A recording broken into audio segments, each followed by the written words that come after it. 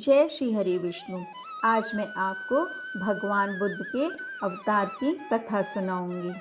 आज से लगभग 2500 वर्ष पहले पृथ्वी पर हिंसा बढ़ गई थी। धर्म के नाम पर निर्दोष पशुओं का वध हो रहा था। तब जीवों की हत्या रोकने के लिए माया देवी के गर्भ से भगवान स्वयं बुद्ध के रूप में अवतरित हुए। उनके पिता का नाम शुद्धोदन था। उनकी राजधानी कपिलवस्तु थी। भगवान बुद्ध के बचपन का नाम सिद्धार्थ था।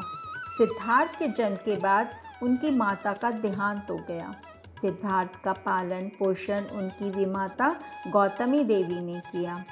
ज्योतिषी ने कहा था कि राजकुमार या तो चक्रवर्ती राजा होंगे या विरक्त होकर जगत का कल्याण करेंगे।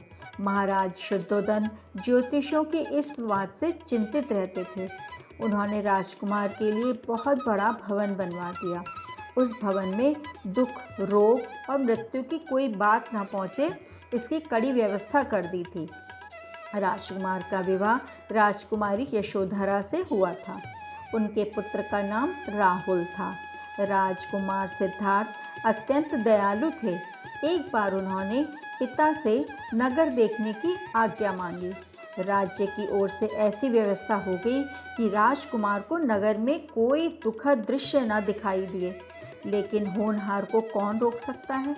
नगर घूमते समय एक बूढ़ा आदमी सिद्धार्थ को दिखाई पड़ा। इसी प्रकार जब वे दूसरी बार नगर घूमने निकले तो एक रोगी उन्हें मिला। तीसरी बार एक मुर्दा उन्होंने देखा। इन दृश्यों को देखकर संसार के सब सुखों से उनका मन हट गया। संसार के सुखों से वैराग्य हो जाने पर अमरता की खोज का सिद्धार्थ ने निश्चय कर लिया। एक दिन आधी रात को वे चुपचाप राजभवन से निकल पड़े। वन में कठोर तप करने लगे। अंत में वे ज्ञान बोध को प्राप्त करके सिद्धार्थ से भगवान बुद्ध हो गए। भगवान बुद्ध कहते थे, संसार दुख में है। संसार के पदार्थों को पाने की तृष्णा ही दुख का कारण है। तृष्णा का सर्वथा नाश होने से दुख का नाश होता है। राग, द्वेष और अहंकार को छोड़ देने से ही जीव की मुक्ति होती है।